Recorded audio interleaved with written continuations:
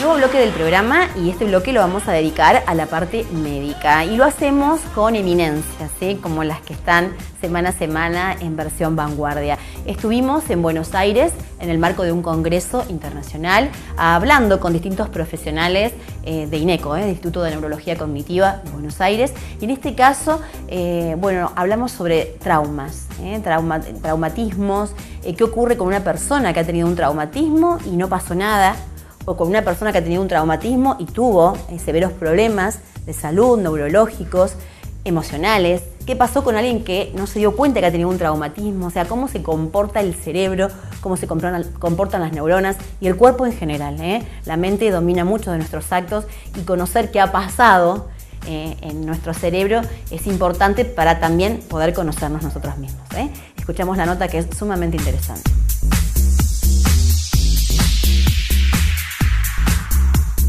Traumatismo de cráneo es una lesión que ocurre en el cerebro, que puede ser por un golpe externo que produzca la rotura del cráneo, o bien lo que a veces ocurre cuando un auto frena bruscamente y se produce la aceleración y la desaceleración. Bueno, ahí no se rompe el cráneo, pero el cerebro, que está flotando adentro, como si fuera un pez muy grande en una pecera muy pequeña, se golpea. Y entonces ahí se pueden producir lesiones cerebrales. El punto con esto es que, más allá de la severidad de la lesión, es decir, cuánto cerebro se haya dañado, esto puede tener impacto en muchos aspectos. Digamos que en todas nuestras funciones, tanto poder prestar atención, como tener recuerdos, como poder organizar algo que queremos hacer, programar nuestro trabajo, las emociones que sentimos, todo esto ocurre dentro de nuestro cerebro. Entonces, cuando hay una lesión, se puede afectar cualquiera de los aspectos que nos hacen humanos, desde las funciones más importantes, funciones intelectuales superiores, hasta aquellas elementales como pueden ser comer, tragar, caminar, moverse. Claro que sí. Estamos hablando de que un golpe pueda alterar estas funciones, ¿no? Que a veces también, no solamente con los golpes puede estar alterado, ¿no? Claro, bueno, justamente cuando hay un traumatismo hay una lesión que es por una acción externa, digamos, pero las lesiones cerebrales se pueden producir por un accidente cerebrovascular, que justamente ahí no hay ningún golpe, sino que se produce la obstrucción de la circulación, es decir, cualquier situación que produzca el daño del cerebro. Puede ser un accidente que tengamos que nos intoxicamos con monóxido de carbono, eso también va a producir lesiones cerebrales. Claro, porque hay cosas más cotidianas, por así llamarlo, que mucha gente desconoce hasta qué punto puede afectarle el funcionamiento del cerebro normalmente. Exacto, en ese sentido es muy importante lo que ocurre en los deportes. Muchas veces golpes en los deportes que parecen que no son importantes, por ahí la persona se sintió un poco mareada en el momento del golpe, pero siguió como si nada hubiera pasado, o perdió un minuto la conciencia y después siguió, y no le da mayor importancia a un golpe de ese tipo, o golpes repetidos, aquellos deportes donde hay contacto físico, como puede ser el rugby, por supuesto el boxeo, el mismo fútbol con el cabeceo, hay muchos golpes que se dan los futbolistas cabeceando, absolutamente en forma involuntaria, sin ninguna intención de nada, simplemente es un accidente del deporte.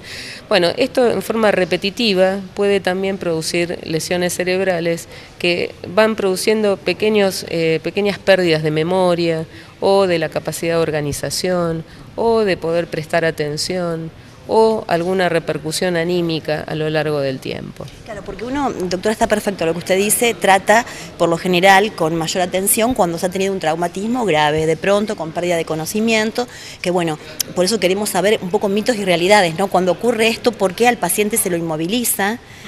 ¿Por qué ante un golpe pequeño dicen no tiene que dormir? O sea, queremos saber...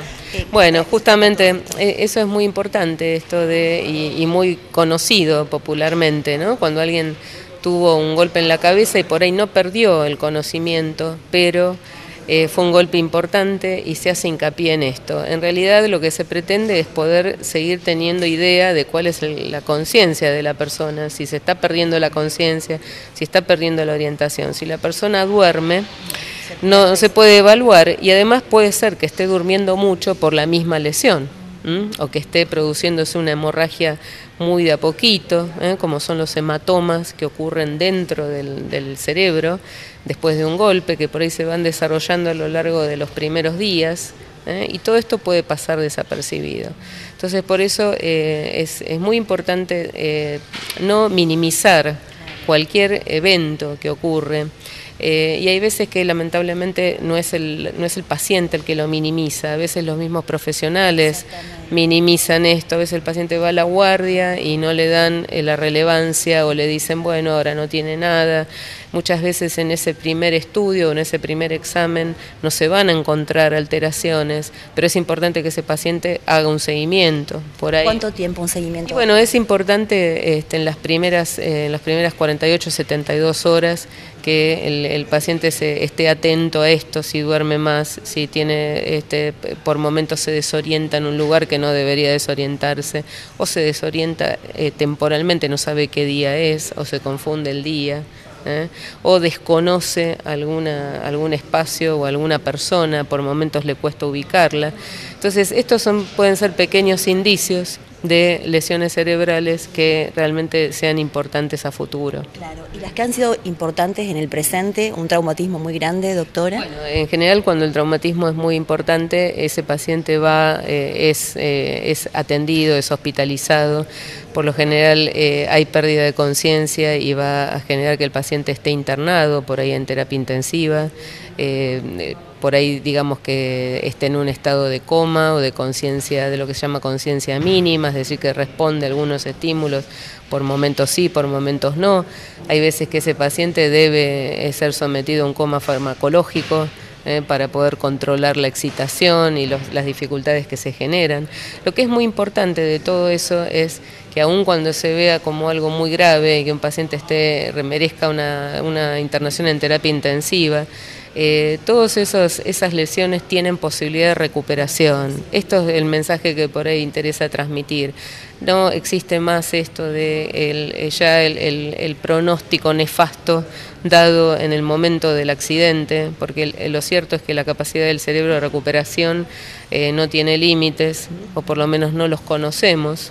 Entonces lo importante es que esa persona vaya en busca de recuperación, de rehabilitación, una vez que supere esa etapa aguda. Eso es interesante. Y para cerrar un poco la nota, y en base a muchas consultas que nos han llegado, doctora, cuando se tiene un traumatismo que se pierde el conocimiento, pero luego todo está perfectamente bien, ¿ese paciente tiene que tener algún cuidado? Y ese paciente debe observarse. Es recomendable que al tiempo que esté atento el paciente y el entorno a los cambios. Uno de los problemas que puede ocurrir es que la persona no tiene conciencia de las dificultades y los demás se dan cuenta, lo ven distinto, lo ven con menos ganas, lo ven más lábil, más sensible o menos interesado o apático. Eso es para tener en cuenta. Exacto. ¿Y por qué, doctora, por lo general, después de un traumatismo importante, este paciente no se acuerda de lo que pasó en el momento? Bueno, eso tiene que ver justamente con que se afectan zonas cerebrales que tienen que ver con la memoria, justamente con cómo uno va generando los recuerdos. Hay algunas áreas del cerebro que son críticas, que son centrales para que se generen recuerdos. Entonces muchas veces, ¿no? Claro, exacto. Entonces muchas veces esas zonas cerebrales están afectadas y la persona pierde el recuerdo, no solo desde el momento del accidente, sino retrospectivamente. Y eso a veces puede llevar días, meses, hasta se puede perder la memoria de años hacia atrás.